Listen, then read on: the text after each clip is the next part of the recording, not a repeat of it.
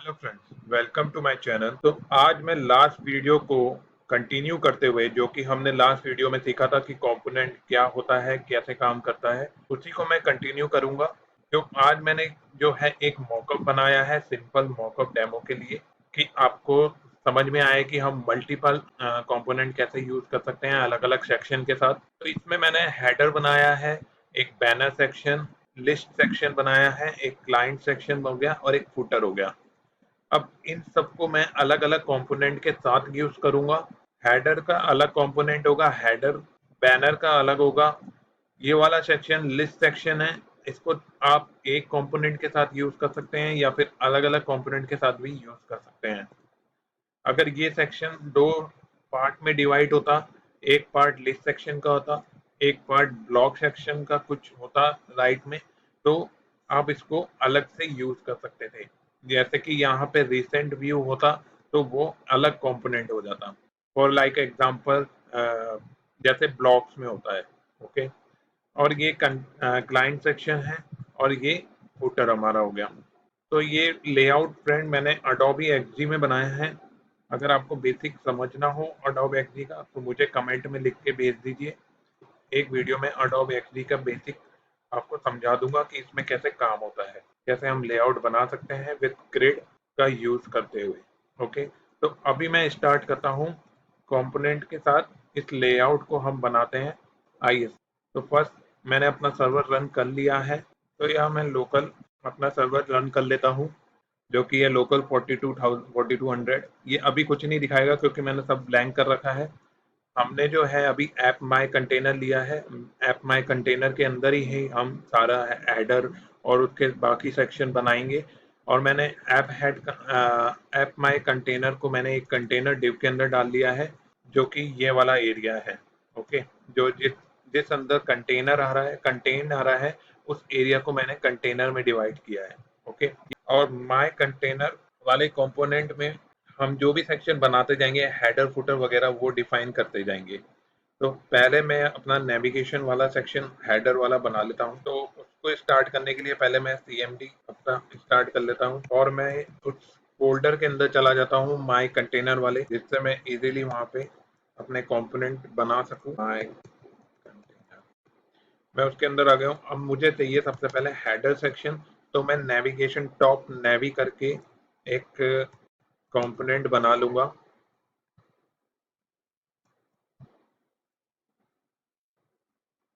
तो ये top navigation वाला सेक्शन आप देख रहे हैं, ये आ गया है। टॉप नेविगेशन सेक्शन आ गया है, इसको मैं यूज कर लूंगा। अब ऐप टॉप नेविगेशन के साथ सेलेक्टर जो होता है उसको हम यूज करते हैं कोई भी कंपोनेंट को डिफाइन करने के लिए। कि HTML फाइल में देख रहे हैं आप, टॉप नेवी आ रहा है। तो अब इसको मैं रन करूंगा तो देखिए यहाँ पे टॉप नेवी वर्क आ गया है। ओके। तो हमारा नेविगेशन सेक्शन जो है आ गया है। अब मैं इसको अपने लेआउट के अकॉर्डिंग हेडर बना दूंगा। सबसे पहले मैं HTML डिफाइन कर देता हूँ यहाँ पे।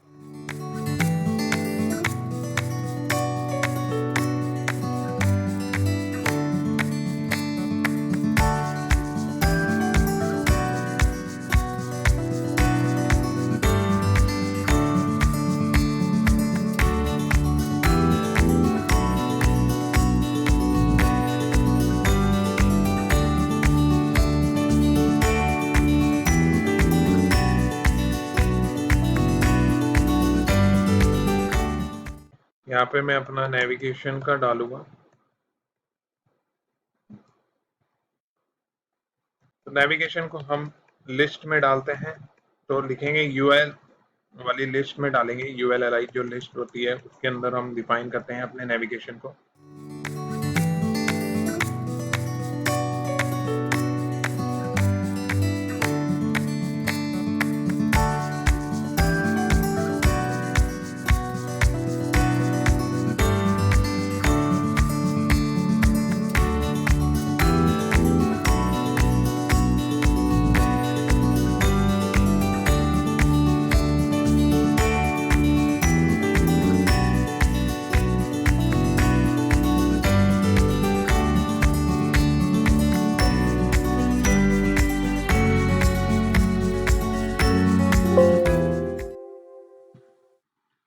मैंने अपना नेविगेशन सेक्शन डिफाइन कर दिया है। अभी मैं यहाँ पे जो मैंने कंटेनर डाला था ऐप वाले में, तो मैं इसकी CSS डिफाइन कर दूंगा यहाँ पे कि वो उस ब्लॉक के अंदर ही ले। उसको एक कंटेनर डिफाइन कर दूंगा यहाँ पे पिक्सल में मैक्स विथ करके। तो मैं ये कंटेनर ले लेता हूँ इसमें 1200 का। आप कुछ भी ले सकते हैं, ऐसे कुछ में है नहीं कि आप वही लें। आपका जो मॉकअप का होगा उसी के आप से डिफाइन करें। ओके, तो ये मैंने ऐप डिफाइन कर दिया है और यहाँ पे टॉप नेवी कर दीजिए। आप जो CSS लिखेंगे वो इसके अकॉर्डिंग ही लिखिएगा। अब टॉप नेविगेशन, जैसे टॉप नेविगेशन है, आपको अगर इसकी CSS इस टॉप नेविगेशन के कंपोनेंट के अंदर ही यूज करनी है तो वहाँ यूज कर सकते हैं। अगर आपको डिफाइन ब्लॉक ग्लोबली इसको यूज करना होगा तो ग्लोबली आप स्टाइल डॉट CSS के अंदर डाल सकते हैं। तो स्टाइल डॉट CSS के अंदर अभी मैं बॉडी डिफाइन कर दूंगा, जो बेसिक होता है। सेंस सेरीज भी उठा सकता है, ऐसा कुछ सेंस सेरीज भी उठा सकता है। मैंने रेलवे डिफाइन कर रखा है वहाँ पे, इसलिए मैंने रेलवे ले लिया। लेकिन इसके लिए आपको गूगल फॉन्ट का कोई सा भी लिंक उठा के यहाँ डाल सकते हैं। गूगल फॉन्ट से, जैसे कि आप मान लीजिए आप गूगल फॉन्ट यूज करना चाहते हैं, एक बार मैं इसको, यहाँ पे आप देख रहे हैं ये मेरा डेटा आ चुका है थोड़ा सा। ओके, ये मैंने सेंस सेरीज यूज कर दिया रेलवे का। देखें इसमें आया कि नहीं आया। तो यहाँ पे मैं गूगल फॉन्ट यूज कर लूंगा। गूगल फॉन्ट कैसे यूज कर सकते हैं वो बता देता हूँ मैं आपको थोड़ा सा। गूगल फॉन्ट आ रहा है, जब तक मैं यहाँ पे अपने नेविगेशन की CSS लिख देता हूँ। नेविगेशन की CSS नेविगेशन वाले कंपोनेंट में ही लिखेंगे।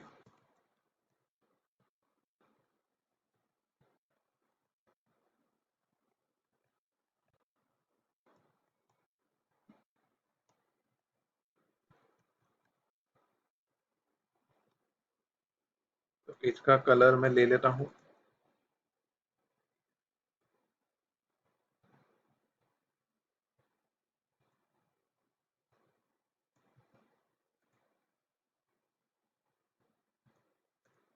यहाँ से आप कलर ले सकते हैं बैकग्राउंड।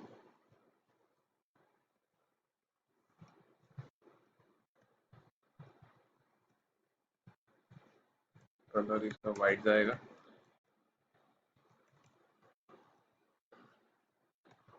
कलर इसका वाइट जाएगा। और पैडिंग में यूज कर लेता हूँ इसकी, और आइडिया ले सकते हैं हम, ऐसा कुछ इश्यू नहीं है। 25 ले लेते हैं, 20 ले लेते हैं, तो ये डिफाइन हो जाएगा। उसके बाद आप देखते हैं, देख रहे हैं जरा, तो हमारा ऐसा दिख रहा है। अभी ये अलाइन हो गया है, लेकिन ये अलाइन नहीं हुआ है, तो वो अभी हम अलाइन करेंगे। हम जाते हैं गूगल फॉन्ट में, तो रेलवे पे क्लिक करेंगे और इसका लिंक लेंगे। जो भी फॉन्ट साइज आप, फॉन्ट स्टाइल आपको चाहिए वो आप यहाँ से क्लिक करके सेलेक्ट कर सकते हैं। मैं थोड़ी सी ले लेता हूँ, बाय डिफॉल्ट ही रहेगी जो भी रहेगी।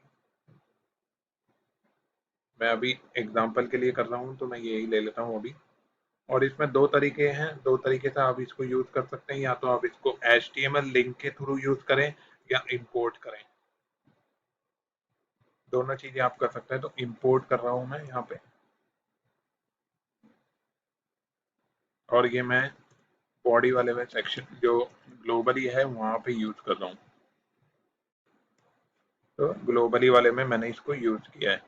ये देखिए ये फॉन्ट आ गया है। ओके, अपनी स्पेलिंग में कुछ मिस्टेक थी, उसकी वजह से वो फॉन्ट नहीं आ रहा था, लेकिन अब आ गया है। ओके, अब हम क्या करेंगे, ये हो गया हमारा।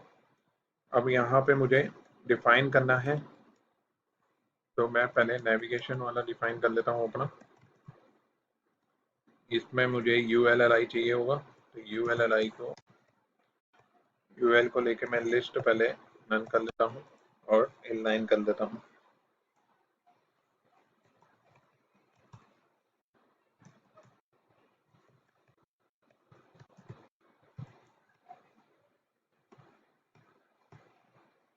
ये लिस्ट इनलाइन रन हो गई।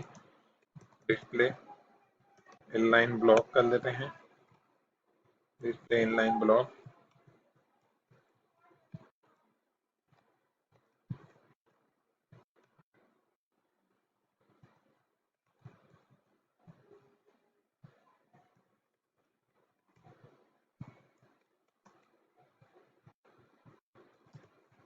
थोड़ा मार्जिन दे देंगे दोनों के बीच का। ये तो है टॉप और ये बोथ साइड। तो ये हमारा नेविगेशन का थोड़ा बन गया है। ओके, मैं इसको थोड़ा इसकी विड्थ डिफाइन कर देता हूँ। इसकी विड्थ डिफाइन मुझे करनी पड़ेगी।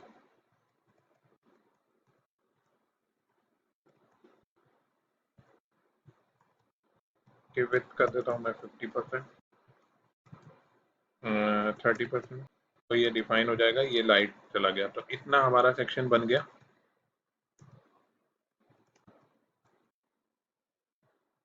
तो ये हमारा हेडर सेक्शन तैयार हो गया। ऑलमोस्ट ठीक लग रहा है वैसे, लेकिन अगर मैं और भी कुछ इसमें करना चाहूँ तो मैं कर सकता हूँ। जैसे कि इसमें मैं यहाँ पे 25 कर दूंगा थोड़ा, और ये ओपनली दिखेगा।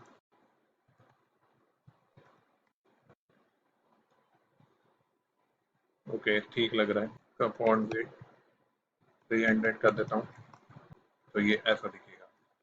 और इसमें थोड़ी लेटर स्पेसिंग दे देता हूँ। तो मेरा ये लोगो सेक्शन हो गया, हेडर सेक्शन मेरा बन गया है। अब हम बैनर लेंगे। तो बैनर की मैं इमेज ले लेता हूँ। ये मैंने ग्रुप कर दिया है इसको, और इसको मैं मेक फॉर एक्सपोर्ट कर देता हूँ। तो मैं इसको एक्सपोर्ट कर सकूँगा फिर।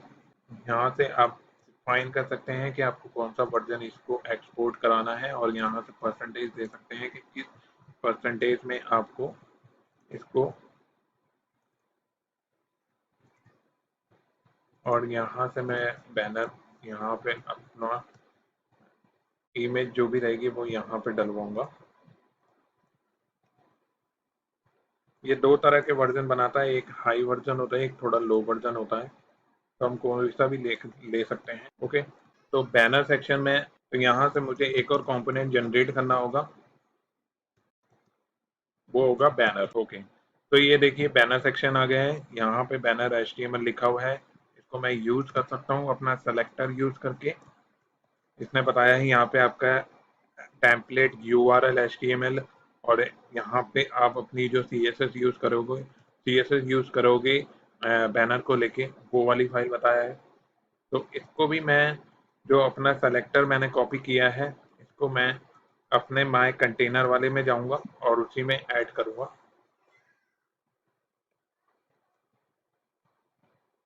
तो यहाँ पे मैंने नेविगेशन के बाद मेरा बैनर डिफाइन करा है, और मैं यहाँ पे जाके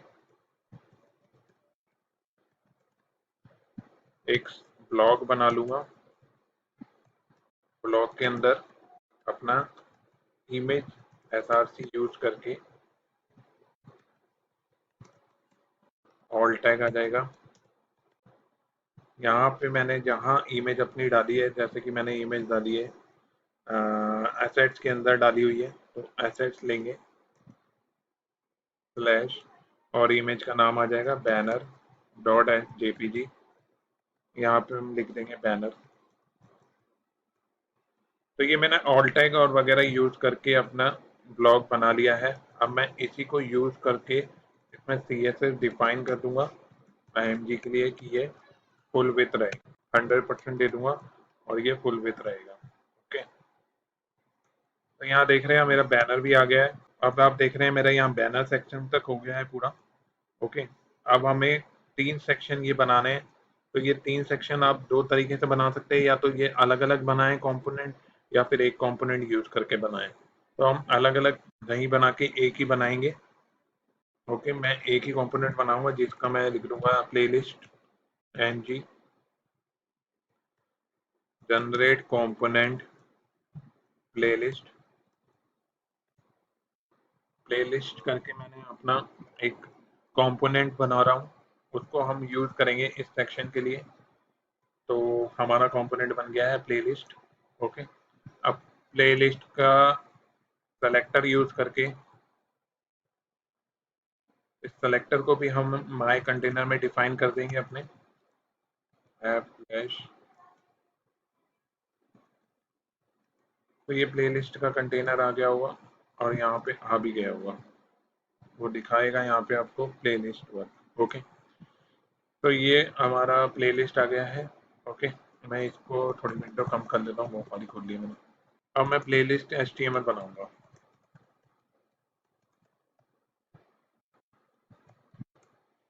तो यहाँ पे मैं अपना दे दूंगा क्लास प्लेलिस्ट की, प्लेलिस्ट आउटर,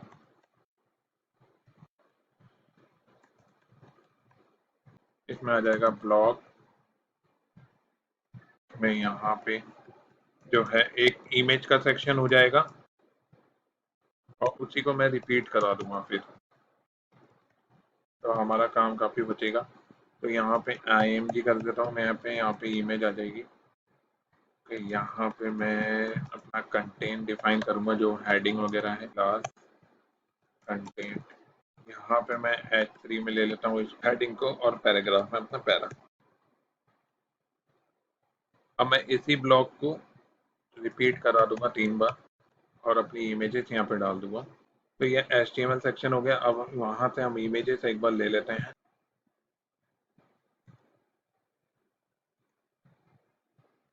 इमेजेस एक्सपोर्ट कराएंगे, इसको 100% ही कर देते हैं, काफ़ी लो इमेज आ रही थी। तो आप देख रहे हैं यहाँ पे सारी तीनों इमेजेस आ गई हैं। तो रीनेम सही, रीनेम थोड़ा देख लूँगा मैं, इसका रीनेम मैंने सही कर दिया है। अब मैं इसको यूज़ करूँगा अपने वहाँ पे। तो यहाँ पे वही असेट्स करके हमें यूज़ करना होगा। स्लैश नेम आ जाएगा यहाँ पे फाइल का, डॉट JPG। यहाँ पे मैं लिखूँगा angular playlist, data binding, data bind, और इसमें आ जाएगा यहाँ पे कंपोनेंट।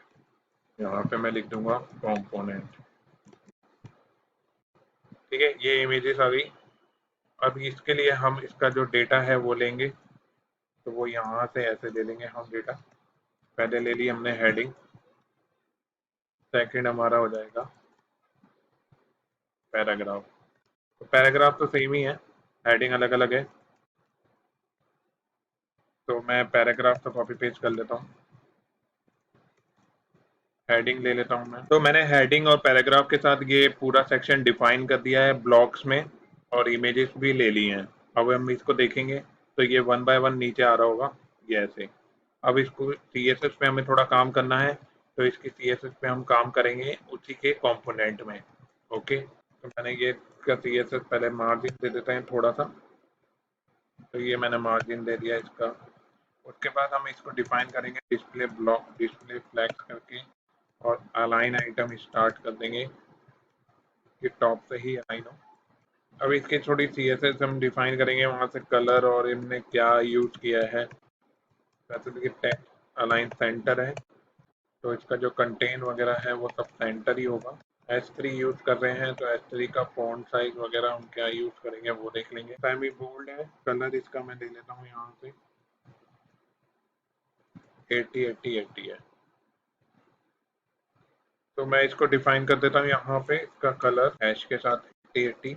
फॉन्ट साइज अपना इसका हो जाएगा 20, और फॉन्ट वेट इसका 600 कर देते हैं। सेमी बोल्ड चलता है 600 में।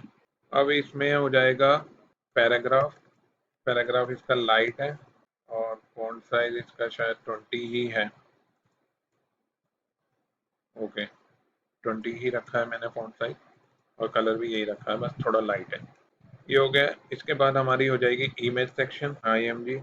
इसको मैं रख दूंगा विथ 100% पे। तो आप देख रहे हैं ये वाला अलाइन हो गया है। अब हमको इसके जो आउटर है ब्लॉक वाला सेक्शन, उसको डिफाइन करना है, उसका मार्जिन वगैरह डिफाइन करना है। तो वो कैसे होगा, वो देखेंगे। मार्जिन ये ऑटो रख देते हैं, और ये 15 पिक्सल। तो ये हो गया डिफाइन। ओके, और यहाँ पे मैं मार्जिन 15 माइनस कर देता हूँ। ये एक तरह से बूटस्ट्रैप का एग्जांपल है कि वो अपने रो को तो -15 में रखता है, और जो ब्लॉक होता है उसको अपन पैडिंग जब देते हैं 15% पैडिंग, राइट तरीके से वो हैंडल कर लेता है ब्लॉक्स को। ओके, जो अपनी ग्रिड होती है उसको इस तरीके से हैंडल करता है वो। तो हमने कुछ इसमें ये किया है कि हमने इसको पैराग्राफ नहीं दिया, इसलिए वो ले नहीं रहा था। तो ये मेरा हो गया ये वाला सेक्शन। ओके, अगर मैं इसमें चाहूँ तो और भी ऊपर से मार्जिन दे सकता हूँ, तो थोड़ा सा और दे देता हूँ। तो हमारा ये वाला सेक्शन बन गया फ्रेंड। ये हमने CSS पे थोड़ा काम किया है, इसमें ब्लॉक बनाया है, एक सेक्शन पूरा आउटर बनाया है, उसके बाद अलग अलग ब्लॉक बनाए उसके, और उसके अंदर इमेज और उसका कंटेंट पास कर दिया, और यहाँ पे हमने उसका CSS डिफाइन कर दी। तो यहाँ पे उसका मॉकअप इस तरीके से हो गया, जो कि हमने इसमें दे रखा है, अपनी XZ फाइल में यूज किया है। अब हम क्या करेंगे, अब हम क्लाइंट सेक्शन उठाएंगे, और क्लाइंट सेक्शन। ओके, तो और क्लाइंट सेक्शन जल्दी जल्दी कर लेते हैं हम। और क्लाइंट सेक्शन के लिए हमें क्या करना है, वही नेविगेशन बनाना है, वही कंपोनेंट जनरेट करना है। तो जनरेट एनजी जनरेट कंपोनेंट, यहाँ पे हम क्लाइंट कर देंगे। ओके, यहाँ पे अब क्लाइंट आ जाएगा, उसको भी हम डिफाइन करेंगे। ये क्लाइंट सेक्शन आ गया है, यहाँ पे क्लाइंट आ गया है। इसका TS जो है, हम यहाँ पे सेलेक्टर उठाएंगे, और सेलेक्टर को अपने माय कंटेनर में इसी के नीचे ऐप डैश करके डिफाइन कर देंगे। तो एक ब्लॉक आउटर में भी आप एक पेरेंट के साथ भी रख सकते हैं। एक पेरेंट बना दीजिए, जिसका नाम, जिसकी एक क्लास बना दीजिए आप। अब यहाँ से मैं HTML लिखूंगा, क्लाइंट यहाँ पे आ जाएगा, इसका क्लाइंट आउटर कर देंगे, और कोई ब्लॉक बना के हम इसको डिफाइन कर देंगे। यहाँ पे हम ब्लॉक बना देंगे, और यहाँ पे हमारी इमेज आ जाएगी क्लाइंट के लोगो की। इमेज हमारी एक ही है, उसमें मैंने वही रिपीट कराई है, तो हम उसको ही एक्सपोर्ट कर लेते हैं। एक इमेज जो है हमारी एंगुलर के लोगो, एंगुलर लोगो करके मैंने डिफाइन कर दिया है। यहाँ पे वही एसेट यूज करेंगे, और एंगुलर, ये मैंने एंगुलर लोगो ले लिया है, यहाँ पे भी मैं एंगुलर लोगो कर दूंगा। अब इसी की क्लाइंट की हम CSS लिखेंगे, क्लाइंट वाले कंपोनेंट के लिए ही। वही डिस्प्ले ब्लॉक, डिस्प्ले फ्लैक्स कर दीजिए, अलाइन आइटम सेंटर कर दीजिए। इसका एक हेडिंग भी है, तो उसका भी मैंने लिख देता हूँ। हेडिंग, पहले मैं हेडिंग कर दूंगा डिफाइन, फिर उसके बाद उसका आउटर आ जाएगा। ये भी एक डिव में डिफाइन करना पड़ेगा, क्योंकि इसको मुझे अलाइन करना है। लोगो स्लाइड्स डिफाइन कर दूंगा विथ डॉट के साथ, और यहाँ पे मैं हेडिंग ले लूँगा, पहले क्लाइंट आउटर लूँगा, फिर हेडिंग लूँगा। ये करने से इससे ये होता है कि ये इसके साथ डिफाइन हो जाता है, कहीं और अगर हेडिंग होगी तो वो उसको इफेक्ट नहीं करेगा। इसको भी मैं मार्जिन दे दूँगा जो मैंने दिया था, तो टेक्स्ट सेंटर कर देता हूँ। फॉन्ट साइज वगैरह मैं उधर से देख लेता हूँ। 45 है, सेमी बोल्ड है, और ब्लैक कलर है, ये कलर है। Colour, font size 45। तो ये मैंने अपने यहाँ पे डिफाइन कर दिया है, और उसका फॉन्ट वेट भी दे देता हूँ मैं। फॉन्ट वेट शायद 300, मैंने 300 तक ही लिया हुआ है, इसलिए मैं उसको डिफाइन कर रहा हूँ। तो ये लोगो हो गया, यहाँ पे ये हो गया। इसको टेक्स्ट सेंटर कर देता हूँ, अलाइन सेंटर हो जाएगा। ब्लॉक, यहाँ पे मैं ब्लॉक कर देता हूँ, टेक्स्ट सेंटर कर देता हूँ। एक बार व्यू देख लेता हूँ मैं कैसा बनता है। तो ये मेरा हो गया, ये वाला सेक्शन हो गया, ये सेक्शन हो गया। ओके, अब इसमें मैं इमेज का विड्थ दे दूंगा। तो इमेज विड्थ तो अपना 100% कर देता हूँ मैं, और मैक्स विड्थ इसकी रख देता हूँ 200 करीब। कितनी है इधर, ये है। और विड्थ अगर हम देखें तो इसका 167 है, तो मैंने 200 रखी, तो मैं इसको 167 ही रख देता हूँ। अभी हम देखते हैं अपना लेआउट, तो ऐसा दिख रहा है। अब इसके ब्लॉक्स को मैं डिफाइन कर दूंगा विड्थ के साथ, तो 25% पे रख देता हूँ। तो देखिए फ्रेंड, ये बन गया अपना ब्लॉक्स। ओके, ये पूरा सेक्शन CSS मैंने ऑलमोस्ट बूटस्ट्रैप जैसा ही यूज किया है, कि बूटस्ट्रैप कैसे वर्क करता है उस हिसाब से ही मैंने ग्रिड का और उसका ग्रिड का और विड्थ का कैसे यूज करा है उसने। अब मैं एक सेक्शन, मेरा सिंगल सेक्शन बच रहा है, वो है फूटर। तो मैं फूटर भी बना लेता हूँ, फिर हमारा ये सेक्शन कंप्लीट हो जाएगा। एनजी जनरेट कंपोनेंट फूटर, तो यहाँ से फूटर बन जाएगा। मैं फूटर भी डिफाइन कर दूंगा, फिर इधर कंपोनेंट में जाके ऐप डैश ऐसे फूटर करके ऐप डैश फूटर। तो ये फूटर बन गया हमारा। इसमें भी यही आ रहा होगा, ऐप डैश फूटर। ओके, मैं HTML में जाता हूँ, तो यहाँ पे मैं बस एक छोटी सी लाइन लिखी है मैंने शायद, ये ऐसे ही लिखा है कुछ सिंपल सी लाइन। इसी को मैं डिफाइन कर दूंगा बस अपने CSS में, और मार्जिन भी दे देता हूँ इसमें 30 पिक्सल। तो ये डिफाइन हो जाएगा। तो ये सिंपल सा एरिया दिखाने के लिए मैंने यहाँ पे बना दिया है इसको। तो ये मेरा फुटर बन गया, ये और क्लाइंट सेक्शन बन गया, प्लेलिस्ट हो गई, बैनर हो गया, और नेविगेशन हो गया। आपको समझ में आ ही गया होगा फ्रेंड, जैसे जैसे मैं काम करता गया, जैसे मैंने फुटर की ये सारे मैंने अपने कंपोनेंट डिफाइन कर रखे हैं एक कंपोनेंट कंटेनर में। ओके, और वन बाय वन चले तो टॉप नेविगेशन से मैंने HTML लिखी थोड़ी, और उसकी CSS बनाई है। HTML में मैंने इसका HTML डिफाइन करा, एक ब्लॉक में लेके, एक पेरेंट ब्लॉक में लेके अंदर दो चाइल्ड के जैसे लोगो सेक्शन और नेविगेशन सेक्शन अलग अलग डिफाइन किया। उसकी CSS यहाँ पे मैंने डिफाइन करी कि हेडिंग की फॉन्ट साइज में होनी चाहिए, नेविगेशन कैसा दिखना चाहिए अपने XG लेआउट के अकॉर्डिंग। उसकी तरह मैंने फिर प्लेलिस्ट बनाई, प्लेलिस्ट में मैंने एक पैरेंट लिया, उसके 3 ब्लॉक बनाए और सबकी इमेजेस और कंटेंट डाला, और उसकी CSS मैंने अपनी XG लेआउट के अकॉर्डिंग बनाई है। तो इससे आपको समझ में आ ही गया होगा कि हम कंपोनेंट कैसे यूज करें और कितना इजी है ये काम यूज करना। आपके सारे सेक्शन अलग अलग डिफाइन होंगे, आप कंट्रोल यू करेंगे तो आपका कोड बिल्कुल भी नहीं दिखेगा।